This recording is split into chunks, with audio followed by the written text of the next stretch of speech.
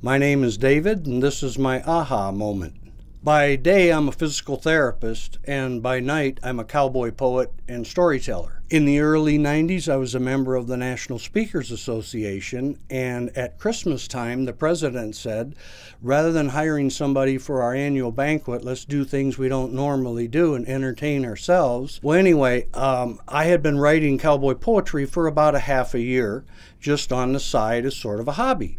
And so I showed up in my cowboy hat and chaps and spurs and bandana and all that, and I stood up on the stage and started doing my routine, my comedy routine, and the place went nuts. People were laughing, falling on the floor, and I looked over at my wife and I went, oh.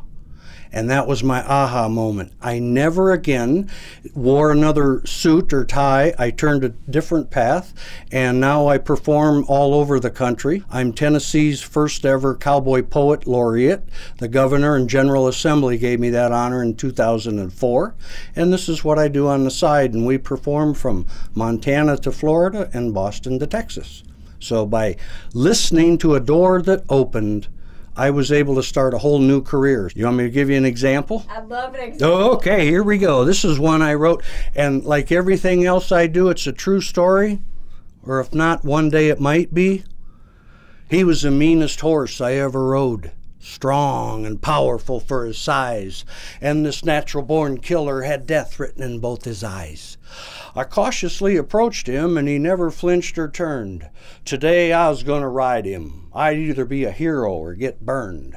I'd locked down hard when I was finally set and had to squeeze with all my strength as he took off like a jet. He threw me left and threw me right and bounced me up and down, and folks gathered from near and far as my face was twisted into a frown. He shifted into second gear.